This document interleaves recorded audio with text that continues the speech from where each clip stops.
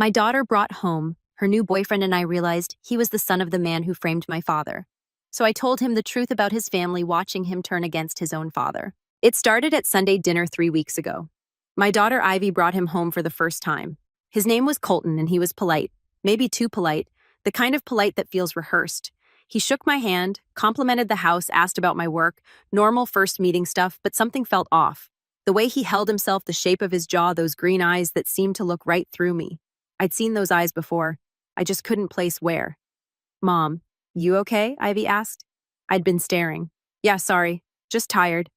I smiled past the potatoes, tried to focus on dinner, but my brain kept circling back. That face, those mannerisms, the way he tilted his head when he listened. They'd met at university, both studying architecture, been dating for 4 months. "I wanted to wait to introduce you," Ivy said. "Make sure it was serious first." She looked at him with that expression, the one that said she was already in deep, already planning a future. Colton talked about his family. Said his dad was in finance, his mom was a teacher, he had a younger sister, all very normal, very rehearsed. But when Ivy asked him to tell the story of how they met, he relaxed, became more natural, less careful. And that's when I saw it. A flash of someone else in his face, someone from a long time ago. After they left, I couldn't shake it. That nagging feeling like my subconscious was screaming at me, but I couldn't hear the words. I cleaned up dinner, tried to watch TV, gave up around 10 p.m., and went to the attic. Started pulling out boxes, old photos, yearbooks, things I hadn't looked at in 20 years. I found my college yearbook buried under Christmas decorations. Flipped through the pages, freshman year, photos, sophomore, junior, and then I saw it. Page 47, a group photo from the business school mixer. And there, third from the left, was a face I'd spent 2 decades trying to forget. Preston Whitmore. Those same green eyes, that same jawline, that same way of holding himself. My hands started shaking. I pulled out my phone, Googled Preston Whitmore. Found his LinkedIn, read his bio, scrolled to the personal section, married to Diane Whitmore, 2 children, Colton and Natalie. The room started spinning. My daughter was dating the son of the man who destroyed everything. The man who'd torn my family apart, who'd ruined my father, who'd walked away without consequences while we lost everything. And judging by how Colton had looked at me during dinner, studying my reactions, asking careful questions about my past, asking specifically about my maiden name and where I grew up, I had a horrible feeling he knew exactly who I was. I sat in that attic until 3 a.m., staring at that yearbook photo, remembering everything I'd tried so hard to forget. 23 years ago, Preston Whitmore had been my father's business partner. They'd built a commercial real estate company together from nothing, best friends since college. My dad trusted him completely. Then Preston embezzled $2.3 million, framed my father for it, testified against him in court. My dad went to prison for 6 years while Preston walked away with the money and started a new firm. We lost our house, our savings, everything. My mom worked 3 jobs trying to keep us afloat. I was 14 when Dad went to prison, 17 when he got out. He was never the same after that. Prison broke something in him. The man who came home was quiet, hollow, defeated. He tried to fight the charges, tried to prove Preston had set him up, but Preston had been careful, had covered his tracks, had made it look like my dad was the one who'd stolen from their clients. My dad died of a heart attack when I was 25. Stress. The doctor said I knew better. Preston Whitmore had killed him. Just took 20 years to finish the job. And now his son was dating my daughter, sitting at my table, eating my food, looking at me with those eyes that were so much like his father's it made me sick. I didn't sleep that night. Couldn't. My mind raced through possibilities. Did Colton know? Was this some sick game? Some kind of revenge? But revenge for what? We'd never done anything to Preston. He destroyed us. Or maybe Colton had no idea. Maybe this was just a horrible coincidence. Maybe he genuinely liked Ivy and had no clue about our connected past. But the way he'd looked at me, the questions he'd asked, the too careful politeness, it didn't feel like coincidence. The next morning, Ivy called, "Mom, Colton really liked you. He said you seem nice, but kind of distant. Is everything okay?" My heart was pounding. "Everything's fine, sweetie. I was just tired. He wants to have dinner again next week. Maybe at his place this time. His parents want to meet me. Oh, God." His parents, Preston and Diane, sitting across a table from the man who'd destroyed my family, who'd killed my father as surely as if he'd pulled a trigger. "Mom, you there?" "Yeah, sorry, that sounds nice." I hung up and immediately called my brother. He lived in Seattle now, had moved as far from our childhood as geography would allow. "You need to sit down," I told him. Then I explained everything. The dinner, the boyfriend, the yearbook, the connection. Silence on the other end for a long time. "Holy," he finally said. "What are you going to do?" "I don't know." My voice cracked. "Do I tell Ivy?" Do I confront Colton? Do I just let it play out and see what happens? You have to tell her, my brother said. She deserves to know. But what if she doesn't believe me? What if she thinks I'm trying to sabotage her relationship? She's so happy. I haven't seen her this happy in years. She's dating the son of the man who sent our father to prison. My brother said, his voice hard angry. She needs to know. But what if Colton doesn't know? What if he's innocent in all this? Then he'll understand when she tells him, my brother said. And if he does know, if this is some kind of sick plan, then you're protecting her. He was right. I knew he was right. But the thought of having that conversation made me want to vomit. I spent the next 3 days trying to figure out how to tell her. Practiced the words in my head. Tried different approaches, but every scenario ended the same way. Ivy getting angry, accusing me of being controlling, of trying to ruin her happiness, of being stuck in the past. On Thursday, she texted me, Colton's parents want to do dinner Saturday night. Can you make it? They're really excited to meet you. My hands were shaking so bad I could barely type. Sure. What time? 7 p.m. Their place. I'll send you the address. When the address came through, I looked it up. A massive house in the most expensive neighborhood in the city, built on my father's stolen money, on my family's destruction. I spent Friday night going through old documents, court transcripts, news articles, bank statements, everything I'd kept from the trial, everything that proved what Preston had done. Saturday arrived too fast. I dressed carefully, tried to look calm, collected, not like someone walking into a nightmare. Ivy picked me up at 6:30. She was vibrating with excitement. You're going to love them, Mom. Colton's dad is so successful and his mom is the sweetest woman. They have this amazing house built on blood money, I wanted to say, but I kept my mouth shut. We pulled up to the house at 6:55. It was even bigger in person. Columns, a circular driveway, perfectly manicured lawn, everything my family's house had been before we lost it. Ivy rang the doorbell. My heart was pounding so hard I thought it might explode. The door opened, and there he was. Preston Whitmore, 23 years older, gray at the temples. A few more lines on his face, but unmistakably him. His eyes met mine, and I saw it. Recognition. He knew exactly who I was. Had probably known since Colton first mentioned Ivy's last name. You must be Amanda, he said smoothly, extended his hand. I'm Preston. So wonderful to finally meet you. I stared at his hand. The hand that had signed the documents that sent my father to prison, that had stolen millions, that had destroyed everything. Ivy was looking at me, waiting. I forced myself to shake his hand. It took everything I had not to pull away immediately. Nice to meet you, I managed. My voice sounded far away. We went inside. The house was exactly what I expected. Expensive art designer furniture, everything money could buy. Diane appeared perfectly dressed, perfectly coiffed, perfectly pleasant. She hugged Ivy like they were old friends. And you must be Ivy's mother. I've heard so much about you. Colton emerged from the kitchen. When our eyes met, I saw something there. Something that confirmed my worst fears. He knew. He'd known all along. This wasn't a coincidence. Dinner was torture. Preston talked about his business, his success, his achievements, all built on what he'd stolen from my father. Diane talked about her charity work, her garden club, her perfect life. Ivy and Colton held hands under the table, looked at each other like nothing else mattered, and I sat there smiling, nodding, pretending just like I'd learned to do when my family fell apart, when we lost everything, when my father went to prison. So Amanda, Preston said, cutting into his steak, Ivy mentioned you work in accounting. Have you always been in finance? The question wasn't innocent. He was testing me, seeing if I'd acknowledge our past. I've had a few different careers, I said carefully. Life takes unexpected turns sometimes. His smile didn't reach his eyes. Indeed it does, though I've been fortunate. Built my company from the ground up. Started with nothing and worked my way to where I am now. The lie was so blatant I almost laughed. Started with nothing. He'd started with $2.3 million stolen from his best friend. That must have been difficult, I said, my voice steady despite the rage building in my chest. Building something from scratch. I imagine you had to make some difficult choices along the way. His eyes narrowed slightly. Business requires tough decisions sometimes, but I've always believed in doing what's necessary to succeed. Ivy jumped in, oblivious to the subtext. Colton's dad is actually giving us some advice about starting our own firm after graduation. He's been so helpful. I'm sure he has, I said. He seems very experienced in how businesses work. The dinner continued. More small talk, more lies, more of Preston playing the successful businessman while sitting in a house built on my family's destruction. Finally, dessert ended. Diane suggested coffee in the living room. I excused myself to the bathroom. Needed a moment to breathe, to not scream. I was washing my hands when Colton appeared in the hallway waiting. "We should talk," he said quietly. "I don't think there's anything to talk about," I replied. "I think there's a lot to talk about." He glanced back at the living room. "You know who my father is. I saw it on your face when you walked in." "Does Ivy know?" I asked. He shook his head. "No. And I'd like to keep it that way." "I bet you would."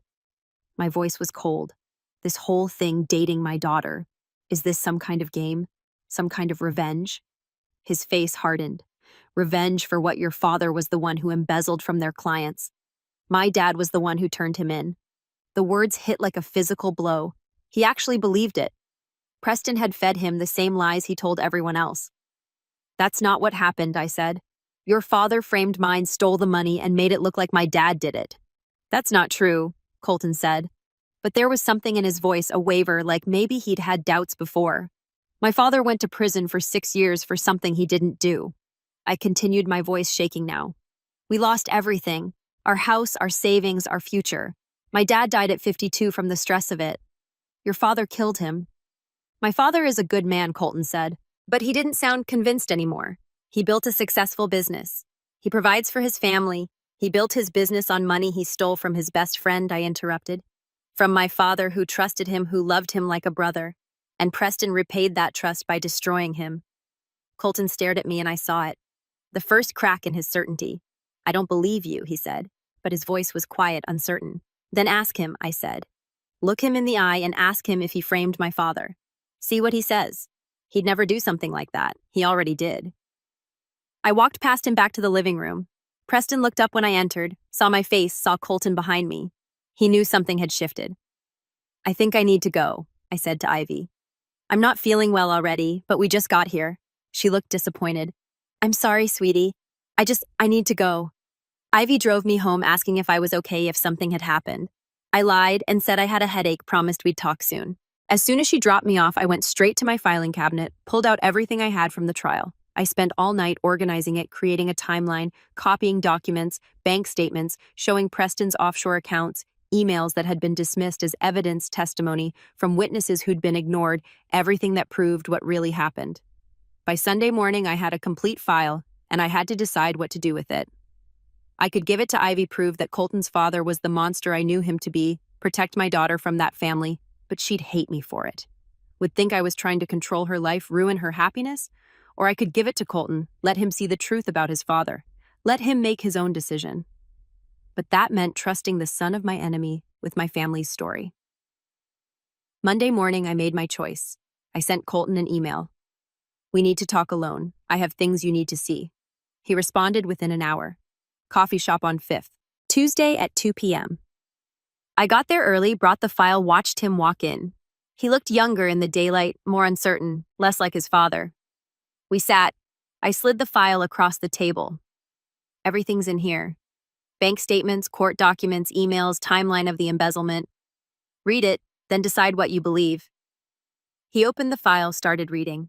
His face went pale as he went through page after page. Financial records showing Preston moving money. Emails discussing the frame-up. Witness statements that contradicted Preston's testimony. "This can't be real," he finally said, but his voice was shaking. "It's all real," I said. "Your father stole 2.3 million set-up accounts in my father's name, made it look like Dad was the embezzler. Then he testified against him in court. My father's own best friend, his business partner for 15 years, sent him to prison." Colton was crying now, actual tears running down his face. "Why are you showing me this?" "Because you deserve to know the truth," I said. "And because my daughter deserves better than to be caught in the middle of our family's history." "Does she know?" he asked. I shook my head. "Not yet. That's up to you." He sat there for a long time reading, rereading, checking dates, cross-referencing documents. "What do you want me to do?" he finally asked. "I want you to decide who you are," I said.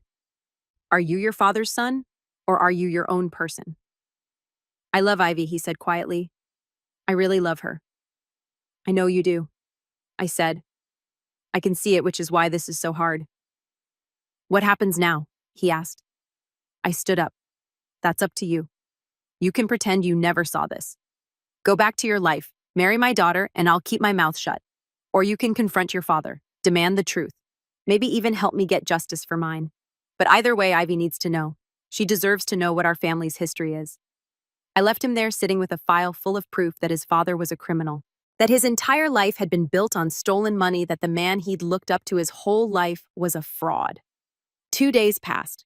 No word from Colton. Ivy called me twice, said Colton seemed distant, asked if something had happened at dinner. I said I didn't know. On Thursday, my doorbell rang. I opened it to find Colton, eyes red from crying, looking like he hadn't slept in days. I confronted him, he said, showed him the documents, demanded the truth, and he admitted it. After I kept pushing, after I told him I wouldn't drop it, he finally admitted what he did to your father. My legs went weak. 23 years.